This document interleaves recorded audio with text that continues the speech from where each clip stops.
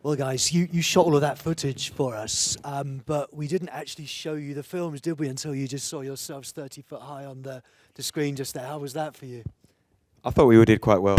I thought you did as well. Well, let's introduce all of you. If you wouldn't mind just giving me a little bit of an introduction to who you are, where you live, what you do for a living, what sort of stuff you listen to. Start right over on my left. Hello, I'm Steve. I'm from Newcastle. I'm a neighbourhood police officer with Northumbria Police. I listen to all sorts of music, really. I just like every single type of music. I don't really prefer any. Thank you. Hiya, I'm Namisha. I'm from Bristol. I work in reproductive health. I listen to the radio mainly in the mornings. That will be Capital and Kiss.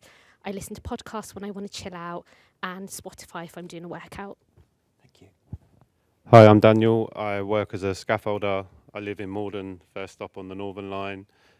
Again, pretty more Kiss, Capital FM. And it's the same at home with the family. You saw my amazing kids dancing on the screen. So yeah, it's mainly, most of my day is spent driving. So it's a mix of Kiss and Capital during the day. Thank you. Hello, I'm Georgia. I'm from Bristol and I'm a dance teacher. And usually I listen to radio in the mornings on the way to work, and then I use Spotify for actual work. And then when I'm home, I'll use like podcasts to decompress. And my guilty pleasure is Elaine Page on a Sunday.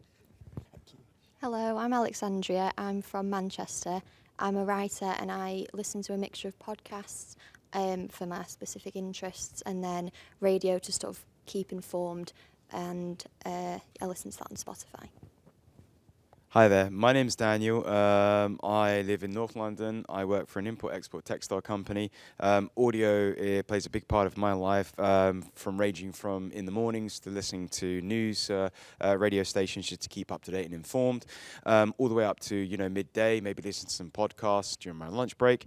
I like exercising, so to boost my my energy levels, and that can range from listening to on-demand music on Spotify, or even just my own personal music playlist. But just a general broad range of music and audio, which plays a big role. So yeah. Thanks, everyone. So Mark mentioned right at the start of the presentation that a lot changed in the world of audio since the last study over the last 8 years or so.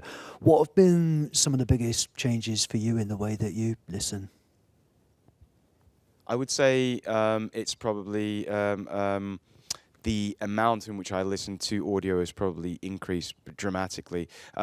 Just again, I would say predominantly to keep up to date and informed, especially in the mornings when I usually did. But again, just listening to current events, listening to political views and different opinions. That's increased my listening from it being in the morning to in the evenings, and also podcasts. Sort of like spin-off shows, just to listen to the variety of different opinions, thoughts, even to political figures being brought on to certain presenter shows and being held to account with regards to certain economic policies or things like that.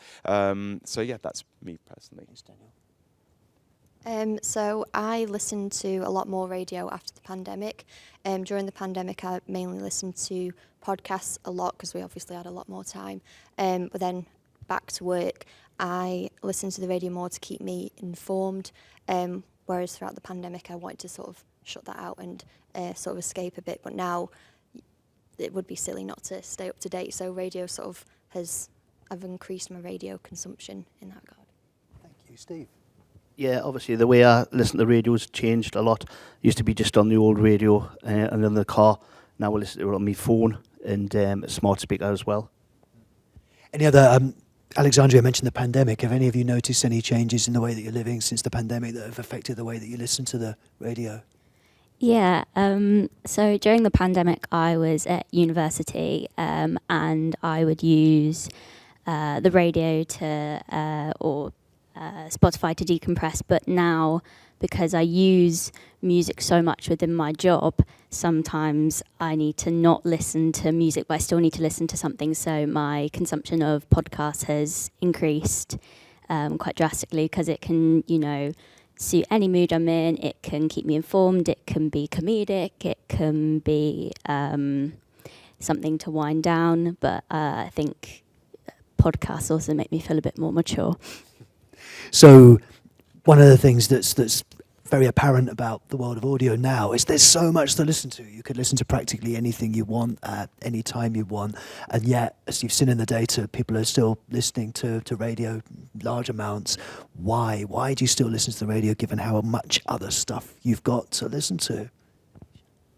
The reason that I listen to radio, so in the morning, it's mine and my daughter's time. Whatever's happened in the morning, when we've been rushed, when we've had our arguments for us to get ready to school, we get in the car and we basically party. Put on the radio, we listen to tunes, and we just party all the way to school to uplift both of our moods and to get us ready for school. If I'm then getting to work, I'll choose a radio station I listen to depending on who I want to listen to. And then it's podcasts for me. So whether I'm in a meeting, whichever way the meeting's gone, sometimes I just need to zone out. So I'll put a podcast on, basically to blank my mind out. And then after that, it will be my choice of playlist or what I want to do when I'm going to the gym, etc.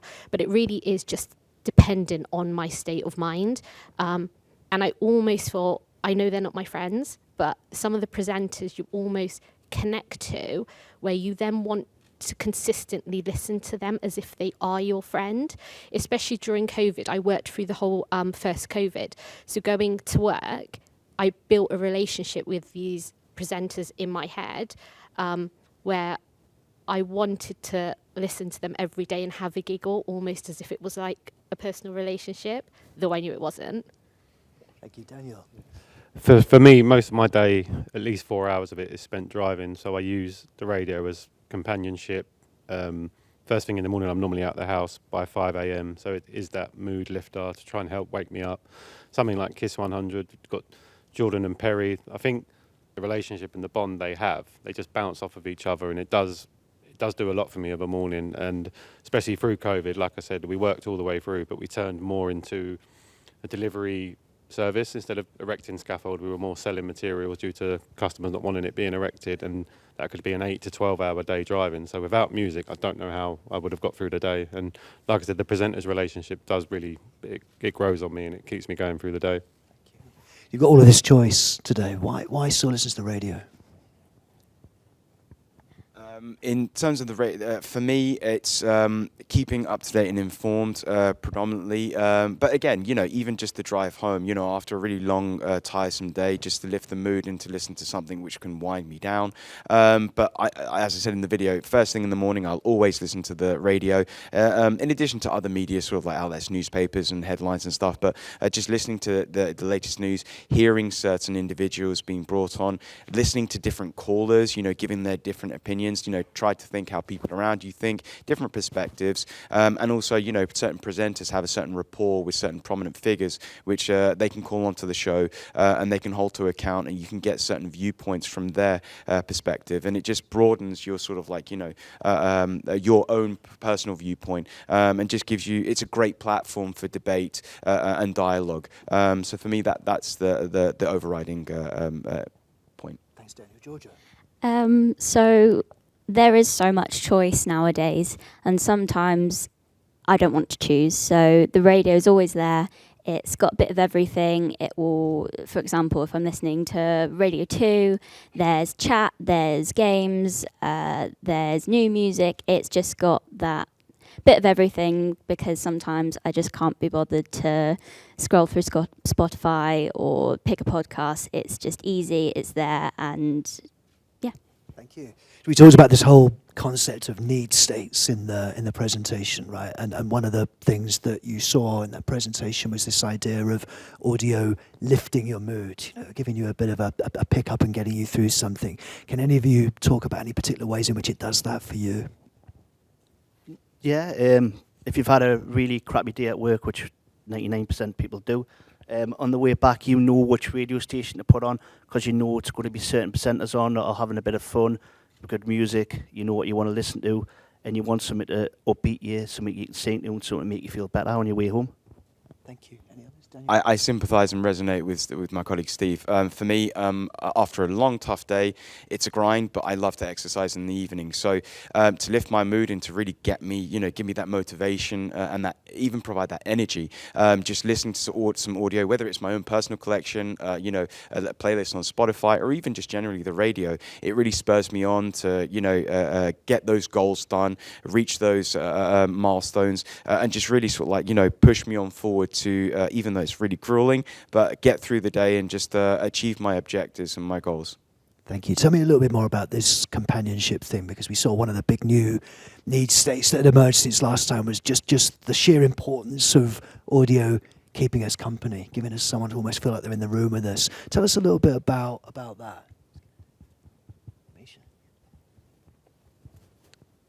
Radio is like a colleague that you can choose to speak to or listen to. So if you're at work and you have people around you, you can't tell them to switch off. With the radio, it can be a constant in the background and you can be listening to it and you don't have to listen to it, but it's there. So it's almost like there's always voices there and you can choose whether to listen to them or not. And they don't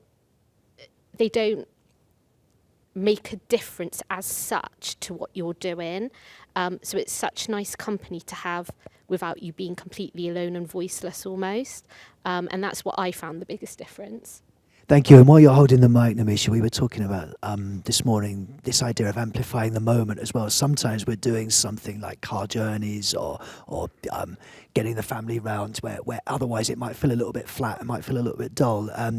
Radio and audio can be used to sort of bring the party a little bit. Tell me about that. Yeah, since my daughter has got her Google Home, I often hear her. So in the morning, the first thing she does is she tells Google Home to play something, and it just automatically becomes like a party in our house.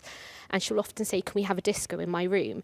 And she'll choose the radio station, or she'll say, "Google Home play such and such," and it really amplifies the mood for us. Prior to my daughter, I don't really think I listened to radio as much as I do now, and that's the sole purpose that that radio has in our house as well now. Thanks, Namisha. Daniel? Sure. I mean, for me, I work with various colleagues, and part of my duties is to prepare orders, even to unload container trucks. So it provides for us, just putting some music on in the background. It takes us away, or allows us to escape from that sort of like tedious, just logging up boxes. It provides, something that we can all resonate to. A bit of music to sort of like get us in the mood, to lift our mood, take us away from sort of like the drab of okay, it's another order to prepare. And again, it just brings us close together. Even promotes camaraderie a little bit, and just something that we can all resonate towards and bring us all together. And like I said, lift in the mood and just change the environment even, that we're actually performing our work in. Makes work a lot more enjoyable. Thanks, Daniel. So listen, you guys are all here in your capacity as listeners, and yet we asked you to do something that was a little bit unusual, which was to spend time documenting the way that you listen to audio and shooting all of that footage and sitting in presentations about need states, right? So having done all of that, I'm interested to know, has it given you a perspective on the role of radio in your life and what it can do perhaps uniquely that other things can't?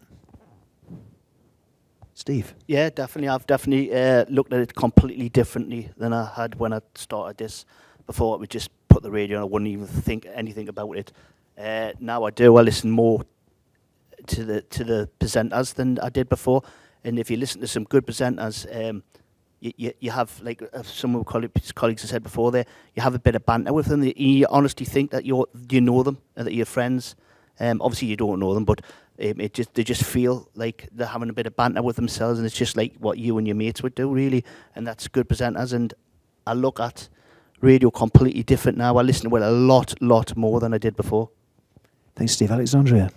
I've realised for radio, it's sort of replaced my scrolling on Twitter or social media to keep up to date with the news.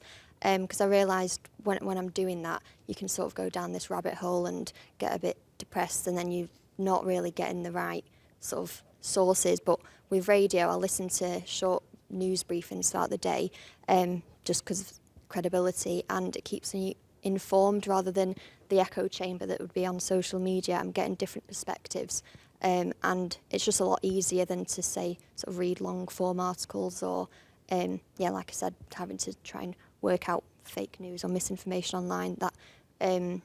So yeah, the radio, it takes place of social media and news like that. Thank you, Georgia. What about you?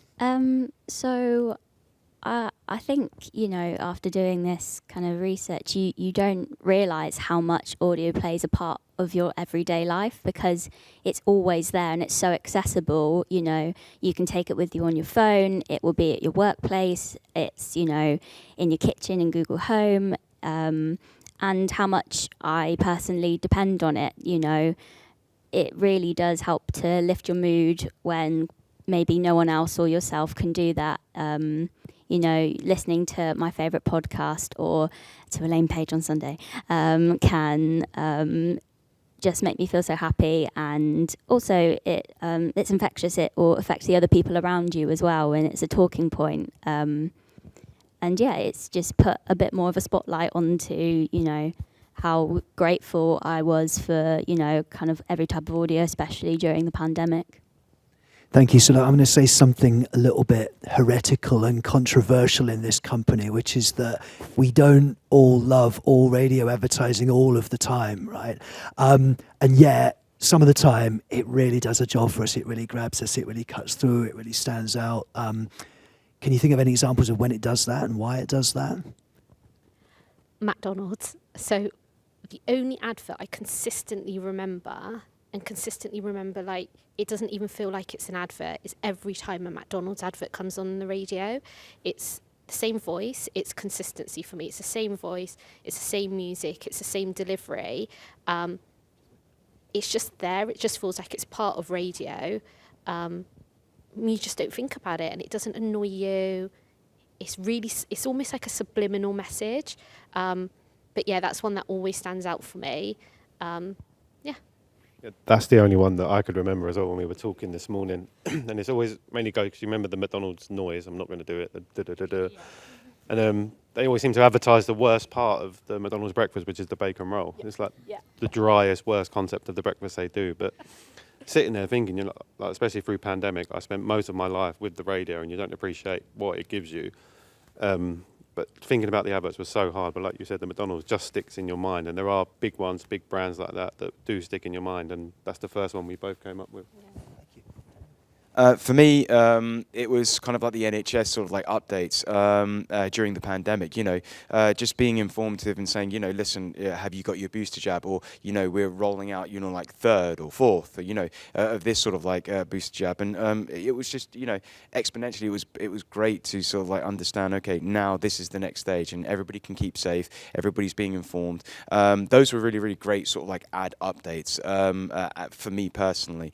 And they helped me a lot. They generated awareness towards everybody that I knew, even people that didn't necessarily listen to the radio. It just generated a lot of sort of like, hearsay and people passing on that vital information. Everybody's in this together and we all keep safe and just keep on going. Thanks, guys. So I think at this point, I'd like to know if there are any questions from all of you. By the way, Steve over here has got the microphone, so give Steve a shot, because I can't see you as well as Steve can. You spoke about radio advertising, and the only ad you can remember was McDonald's. But are there any mood states that you think you'd be or could be more receptive to advertising? Is it when you're being informed, or when you're relaxing, or does it all just pass you by? So yeah, the question is, are there certain sort of moods where you feel like advertising is the most welcome or the most likely to grab you? I wouldn't say a mood, but I think we discussed this last night, and I said, when I've been doing the study, I thought of certain times when advertisement would work better. Obviously, you was all advertised, so obviously, I would say the mornings, afternoons, and tea time, but during the like between 7 till 9, and lunchtime 11:30 till 1:30, and I would say about 4:30 till 6 o'clock would probably be the best time for advertising on the radio, because that's when most people are travelling, most people got the headphones in, most people are in the cars. I would have said that is probably one of the key times for advertising. But as it comes to mood, I really wouldn't like to say on that one. It's a bit of a funny question. Georgia?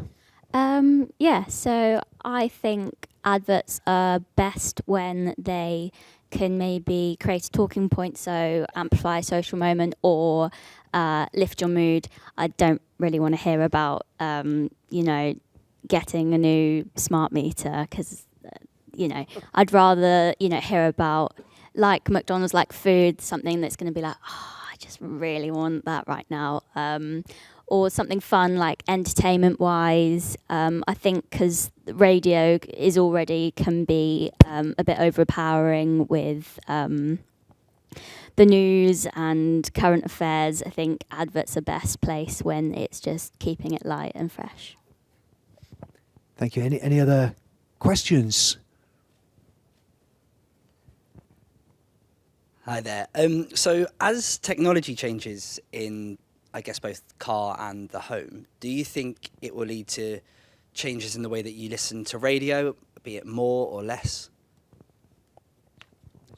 I'd say it's a great question and it's a great point. For me, it has exponentially increased the amount of audio, in particular radio, that I listen to. Even if I am training, I'll listen to radio. Just, from listening to it, or if I am training on my mobile, to if I'm in the office, on my desktop phone or on my laptop, or even in the car, on the radio in my car.